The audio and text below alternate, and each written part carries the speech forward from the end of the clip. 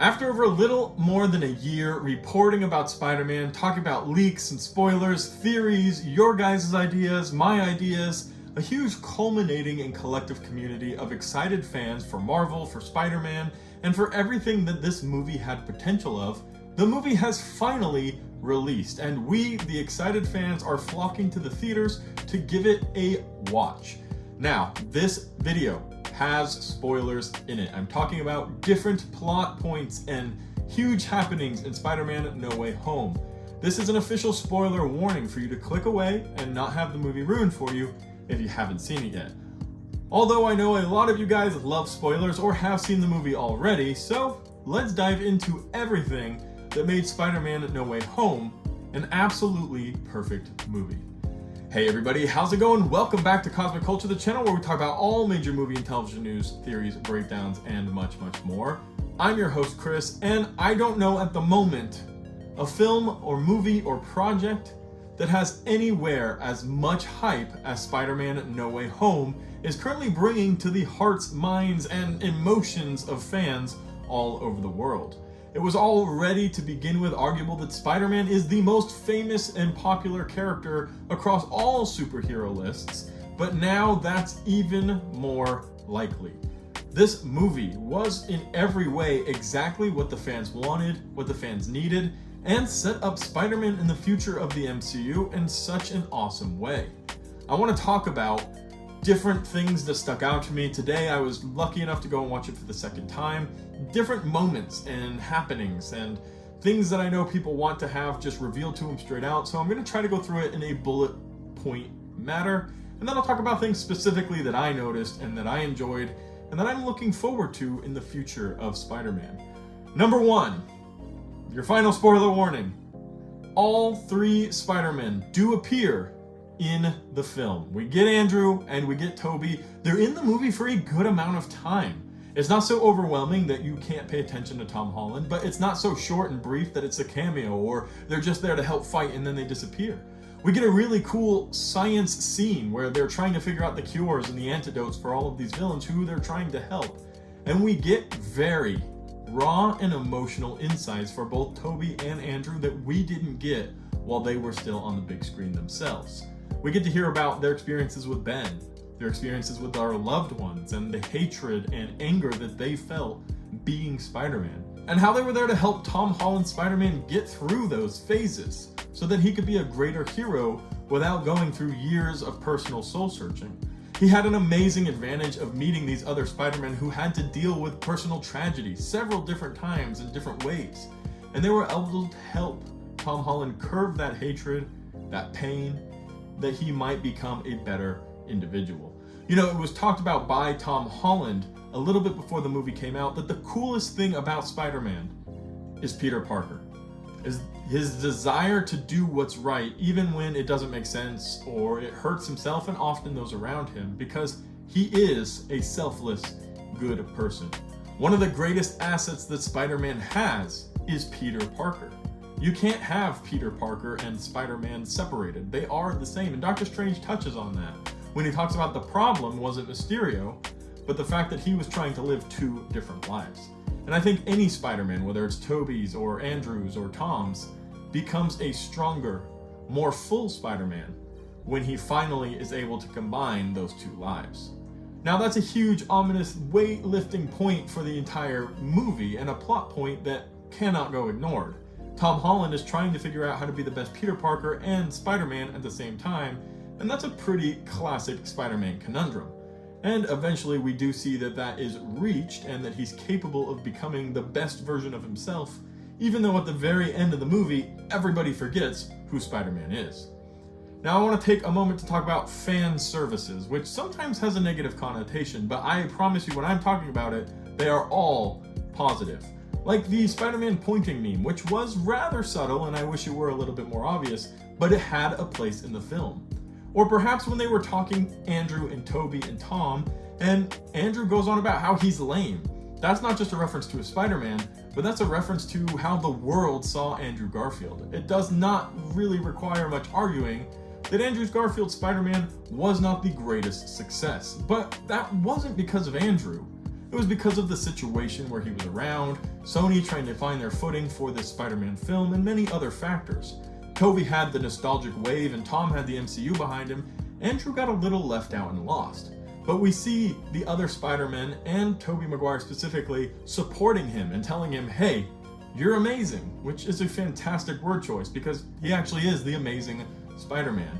And then later on they pick at it one more time when they're doing the final fight and he says, Peter 1, Peter 2, and he goes, I'll be Peter 3, because this is a everlasting issue that Andrew Garfield himself probably had to deal with, and it was really cool that they were able to bring that into the film.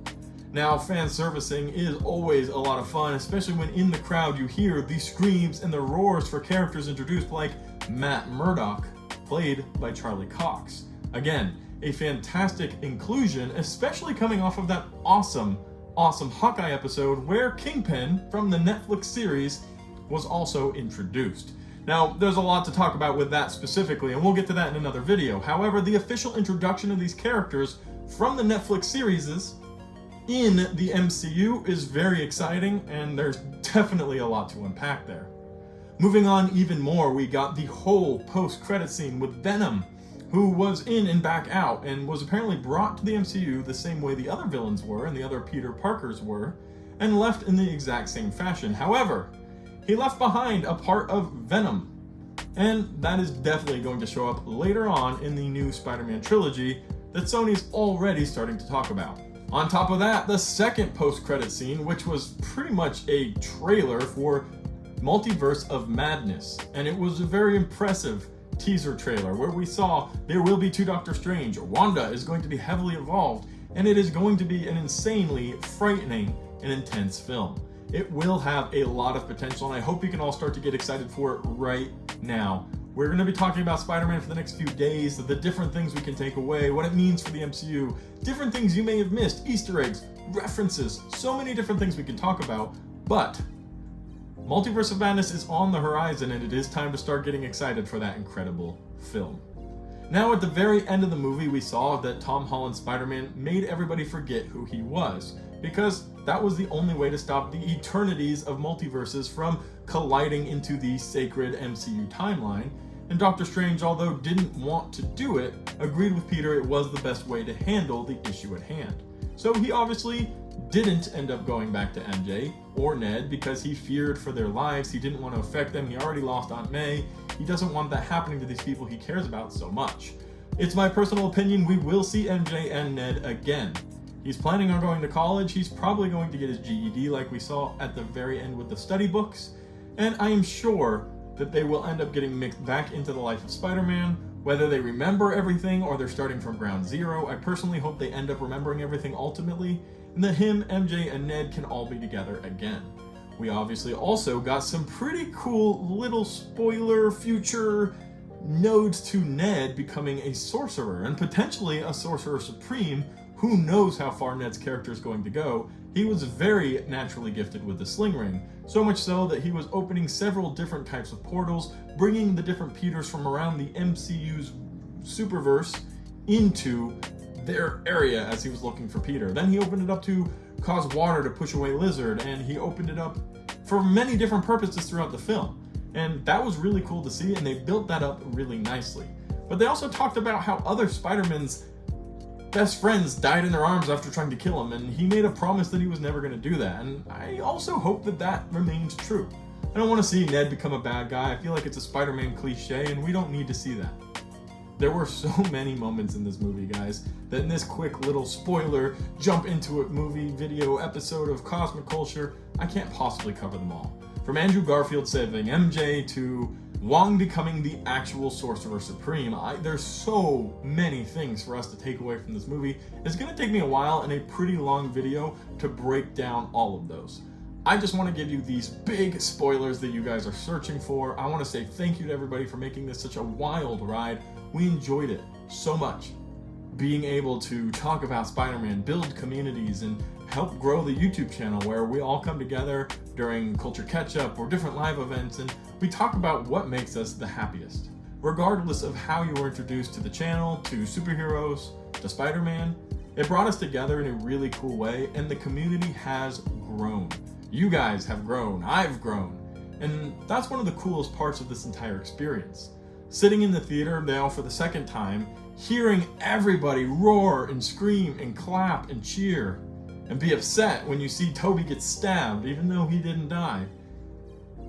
It's really cool, and it's a surreal experience, and I was glad to get another opportunity to watch it with people for the first time, because that excitement will forever be with us. This was, without a question, the greatest cinematic experience I've ever had. It tops Endgame for me, and many other different moments in my life where I can think back and remember the excitement of seeing a film. This beats it by a mile, because everybody was into it. The stadium moved together. We were like the ocean, swinging and swaying and rising and lowering, and it was such an awesome experience. I hope if you've seen the movie, you had similar experiences in your theater. If you haven't, and you were just here to get spoilers, took the easy way out, go and watch the movie and try to make a cinematic experience for you as well. I know there are a lot of places around the world where it's difficult because of COVID, or the movie hasn't even released yet. And for that reason, you can't wait any longer, and instead of having the movie ruined for you by something on Twitter, you've come and you've shared this moment with me, and I appreciate that. But still try to go see it. Try to enjoy everything that was pieced together in this film, because they didn't miss a step, they didn't miss a mark. There's nothing I would have changed. It was incredible. Can we talk about that brand new suit at the very end?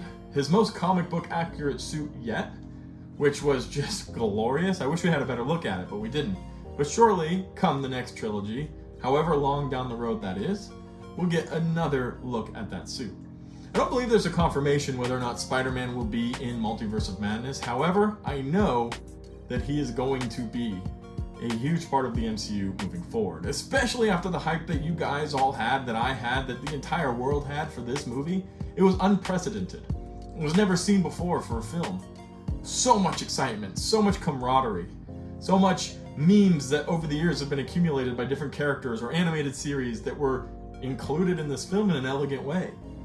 Spider-Man's not going anywhere. We're gonna get a Miles Morales movie, just like we got a little Miles Morales clue when they were talking about the Black Spider-Man, how there's one out there somewhere. Who do you think that is? So that's preparing us for a Miles Morales Spider-Man movie as well. We know about the new trilogy coming, and there are just so many reasons to be excited.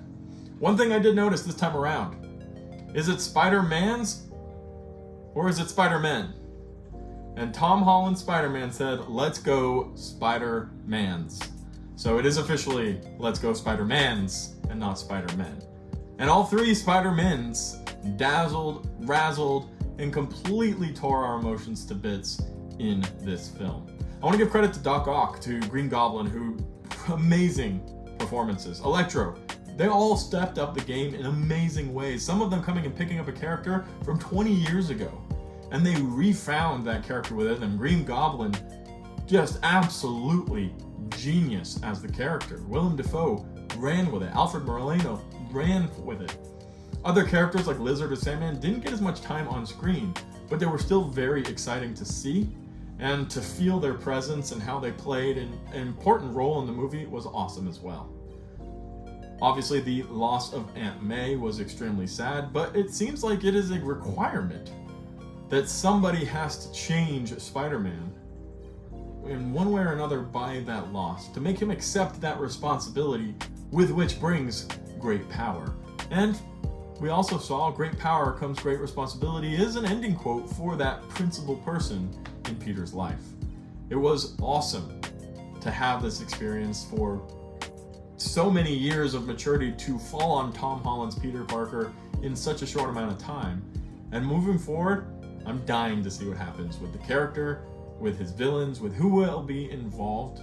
And then the huge teaser for Multiverse of Madness at the end also just broke my brain. Guys, that movie's gonna be crazy. Guys, this movie was crazy. If you have an opportunity somehow to see it again, go do it. I watched it twice already. And I'll probably watch it a third, fourth, and maybe even a fifth time. Because it was an amazing, amazing movie. Nothing I would change. Everything was explained. Like, where did the characters who didn't die come from? How did they end up there? Why are they trying to fight Peter? Or, well, what exactly is the whole point of this creation of the multiverse? And it was all explained. There are very few plot holes for me. Very few things I could complain about, or that I missed out on, or that were just a little over-editorialized. It was overall an amazing experience. this year and a half of working with you guys closely and giving you guys, leaks and plot leaks and theories and big trailer live events where we broke records on the channel, 500,000 people viewing a live trailer event. That was all very special to me, and I will never forget it. Thank you guys so much for watching to the very end of this video. I'm going to be doing more meticulous, deeper breakdowns where we talk about specific moments and what they mean in the future of the MCU. But for now, I had to get this off my chest. I had to post somewhere that there were 3 Spider-Men, and Matt Murdock, and Aunt May dies, that MJ forgot who Peter Parker was, that there was pointing memes, and web blocks, and organic web shooters, and science scenes, and so much to go over, guys. Let me know how excited you were in the comment section down below. What did you notice? What got you excited? What do you hope to see in the future of Spider-Man? Let me know down below. Thank you guys for all of your participation and being a part of this channel, being a part of the community, watching The Cosmic Wonder, Warren, watching Marvel Minute News with Allie, growing this awesome community that we're working on. Couldn't be more honored to be a part of it and to provide you guys with this content. So we're gonna keep going. So much more headed our way. Marvel has an insane amount of content. But don't forget, DC, Sonic movie, so many other things that we will also be talking about. So consider subscribing if you haven't already.